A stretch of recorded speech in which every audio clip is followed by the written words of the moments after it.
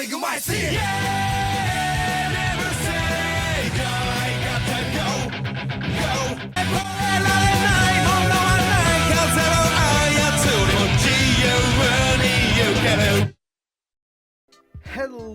Hello everybody, and welcome back to more of the Dynasty deck profiles. It's me, Cooper, and today we're gonna talk about Slade Princeton, the brother of Chazz Princeton, and technically a little bit of Jagger with the coaching he was receiving. Slade was receiving, but this was Slade's duel. So Slade dueled once in the show against his brother Chazz Princeton, and he got some of the best cards he could find from the creator, not the creator, but the creator of the Battle City tournament, Seto Kaiba, and even made a bet with Seto Kaiba. But let's not get into that. Let's get into the deck itself. Hello everybody, look at this. It's a dragon deck with 2100 attack. Look at this. We got Luster Dragon 24. Look at all these boss monsters. They're so freaking strong. This deck is a little terrifying, and it looks a little like Night Shrouds too. Yeah, there are some similarities here and there, but they're not completely the same. So we're going to go ahead and start by talking about the attack stat of Slade.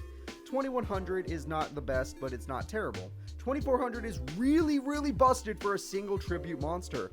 Triple 1900 beaters is great. We have the Divine Dragon Ragnarok, that's just whatever. We have triple Axe Dragonood at 2000, which is amazing, but it has to go into defense mode if it attacks. So there's that, but only for one turn. It's not like Goblin Attack Force, so there's that. Cave Dragon has 2000 attack, but you must summon it before you control another monster. If you control another monster, you have to put it face down defense mode.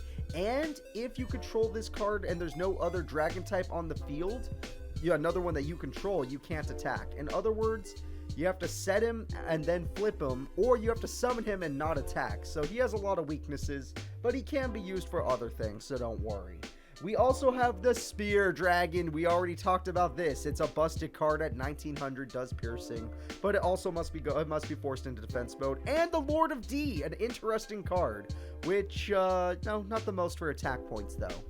But this is a fusion deck, which means his boss monster, the King Dragoon, at 2400 gives him points.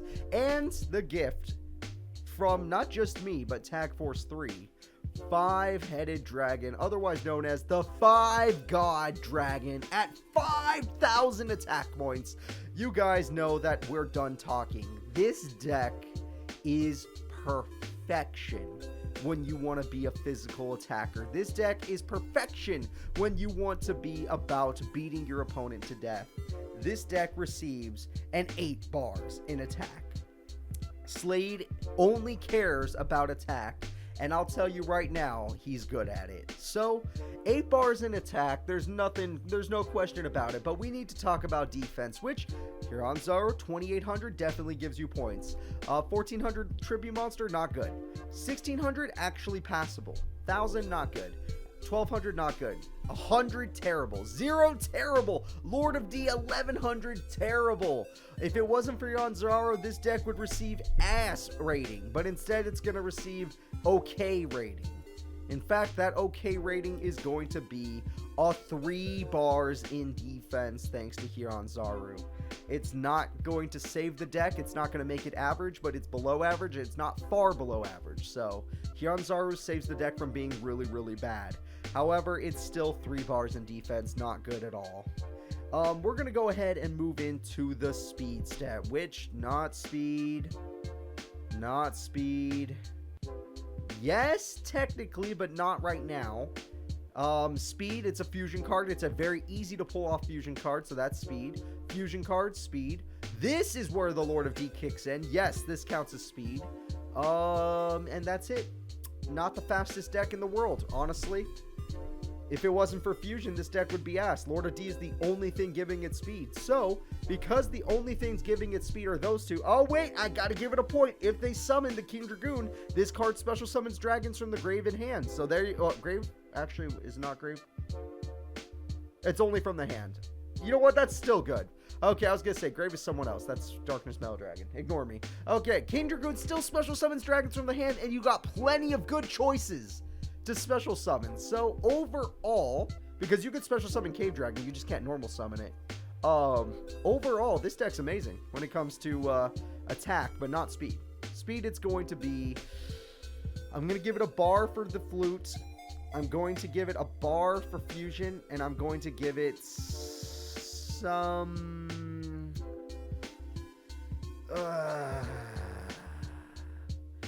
You know what? Fusion and King Dragoon are going to go hand in hand, because the fusion, if it wasn't for Dragon's Mirror, it wouldn't even be fast. Overall, I'm only going to give this deck 2 bars in speed. It's a slow deck.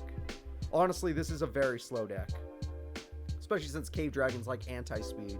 Yeah, no, this is only going to get 2 bars. I'm sorry, guys. It's only going to get 2 bars in speed. Overall, it's still a cool deck. There's just no real draw power, and honestly, you're just going to be special summoning rarely, so... Yeah, it's still cool. Don't get me wrong, it's still a cool deck, but it's going to lose points there.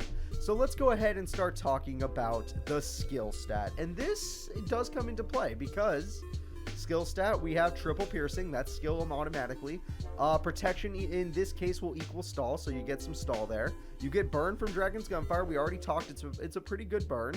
You actually get stall from 5-God-headed dragon because it only can be destroyed by light monsters. So that counts as stall. This is just like Lord of D, so it counts as the stall protection.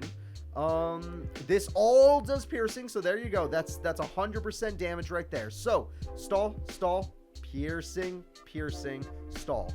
That actually forces me to give him some points. That's not too bad either. With the especially with this trap card in this kind of a deck, I actually have to give him a lot more points than I want to.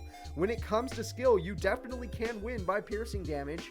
Probably not win by stall, but definitely can stall enough to get your other cards out that win by piercing. So overall, this deck can technically win through its skill stat. It can win through its piercing. So I'm going to give this deck an average 4 bars in skill. A respectable 4 bars. But now we need to get into the brick stat. And the brick stat is going to be not too bad actually, because look, these are bricks. I don't care. We're going to count these as bricks, especially these two. These are big bricks. These are whatever bricks. They're not bad. Not bricky, not bricky, not bricky. Technically not bricky because you can still set it, but you don't want to. Not bricky at all. Not bricky. Never really going to be bricky because everything's dragon but Lord of D. Not usually going to be bricky, but always fusion cards do count as a little bit of brick. They add to the brick stat. Definitely adds to the brick stat with the Flute of the Summoning Dragon because you require a Lord of D on the field face up. Not bricky at all. Not bricky technically, and not bricky. So overall, this deck is not the brickiest. It doesn't have too many problems despite its high power monsters, which is a really good sign. And honestly, I'm only going to give him 7 bars in brick. I'm not going to lie. When I played as Slade in the test duels, he dominated. This deck was brutal against opponents. It actually was a problem. I thought it would be a little too strong at points, especially in this kind of a series. So because of that, I need to talk about the potential of this person.